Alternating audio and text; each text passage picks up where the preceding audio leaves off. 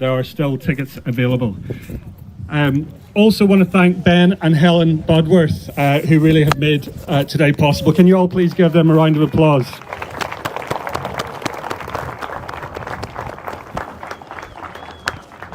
Ben and Helen have restored this wonderful place, and they've provided this venue for us. They've organised the catering, they've organised the drink, so they've really put in a lot of work to help us. But more importantly than that, they've given us something more, which is ambition. At every step of the way, Ben has been at our branch meetings, encouraging us to go further, go faster, be more ambitious, and that's the only reason we're having this event today. So thank you, Belle and Helen, for everything you've done for us.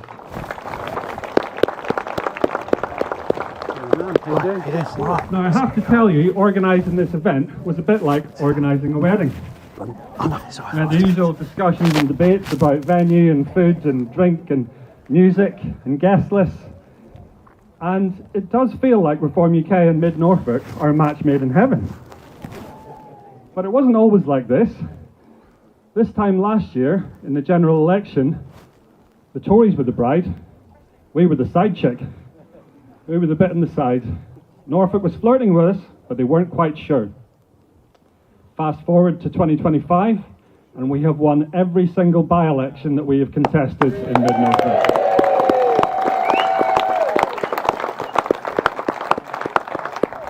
So I'm here today to pronounce Reform UK and Mid Norfolk man and wife.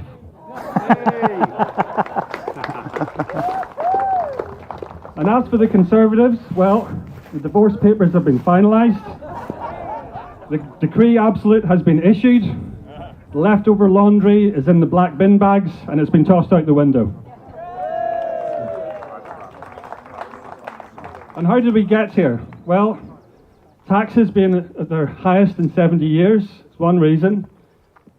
I think the level of regulations that's stifling investment and growth is another. But really there's just been a series of broken promises on immigration and stop the boats and everything else. But it's not just that. Reform UK have a bold policy agenda to turn this country around. And that's what I want to talk about. It's the positive policies that we have that a lot of people still don't know about. We're going to reduce immigration to net zero, but we're also going to attract the brightest brains from across the world to build an economy fit for the future. We're going to look after food security on our countryside, and we're going to lower taxes, and it's all about freedom for the people. This is the future for Mid Norfolk. Now,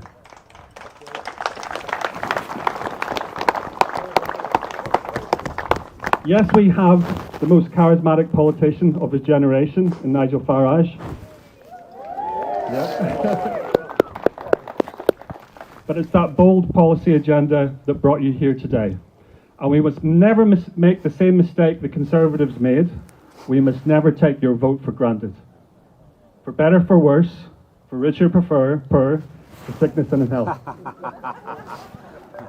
Now, our first speaker hails from Bury St Edmunds. He is a massive TikTok star with 5 million likes on TikTok. He first interviewed me in the general election last year, and that was the first of my videos that went viral. Ladies and gentlemen, I give you Bruce Hamill. Not doing an actual script of a video. Thank you very much, Kabir.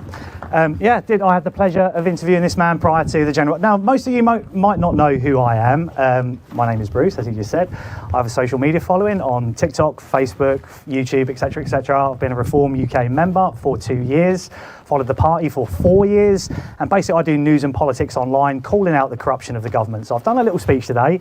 Normally I read off a teleprompter and do my videos online, but I've got to do it here like this today. So I'm passionate, basically, about getting the facts out, about waking people up, and honestly, fitting everything I want to say into a few minutes is a bit of a stretch if any of you know who I am. It's kind of like fitting Diane Abbott's maths homework into a post-it note, and that's a little bit of a challenge, to say the least. But I'll try and do my best, because there's so much at stake right now.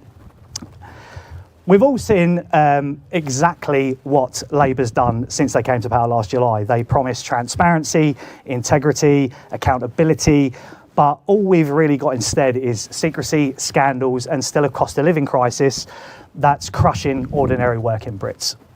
Housing worse than ever, rents spiralling, affordable homes nowhere to be seen, and young people priced out of their own future, and energy bills are still skyrocketing.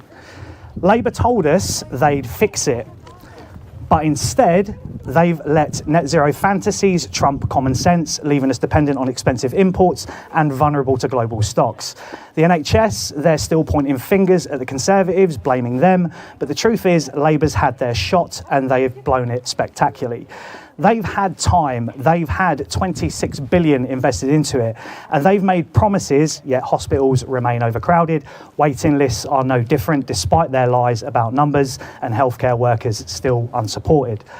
Let's also not forget they were responsible for PFI the last time they held the seat, which has plagued the NHS until today. This isn't just incompetence, it's a betrayal. Labour's forgotten who they're meant to represent, which is ordinary working people who are the backbone of Britain. Hold on, there we go. But it's not just Labour, the establishment itself seems to have forgotten that as well. Councils, the civil service, the Lords, they're all part of the same corrupt system. I've been fighting hard to get the truths out on TikTok, YouTube, Twitter, Facebook, wherever there's a chance to make people think, but I won't pretend it's been easy. I've faced constant suppression from social media platforms, shadow bans, and algorithms designed to drown out voices like mine and voices like ours. We're called fascists and racists, aren't we, for supporting a political party, basically. You see, Labour and their establishment allies don't want our voices heard because the truth scares them. It reveals just how similar Labour and the Tories really are. They pretend to offer choices, but ultimately push the same policies, fail the same people, and protect the same vested interests. But let me give you a little bit of hope. Last July, just before his incredible victory, I had the privilege of not only interviewing our new chairman, Dr. David Ball, but also a few other people. And I interviewed James McMurdoch, and he is a prime example of a working class bloke. No fancy connections, no elite background, just an ordinary guy that funded his own campaign because obviously Reform were very small at the time. They didn't have the donation capacity to fund all the seats. So he stood up for himself. He stepped forward because he knew something needed to change. James' election proved beyond doubt that real people can breach the walls of Parliament, that normal hard-working Brits can overcome the establishment's rigged first-past-the-post system and win seats across this country. James is exactly the kind of person we need in politics, and exactly why Reform UK is vital right now. It's not just about career politicians, although we need them because you need the experience. It's not about party hacks or empty promises. It's about ordinary people stepping forward, representing their communities and reclaiming democracy. Now, I know firsthand just how challenging it is to spread this message, fighting algorithms, censorship, and social media bias. But despite these hurdles, we are breaking through. I see it every single day. More people wake up and realise the establishment doesn't represent them. They're realising Labour and the Conservatives and Lib Dems aren't part of the solution. They're solely the problem we've had for the last 100 years.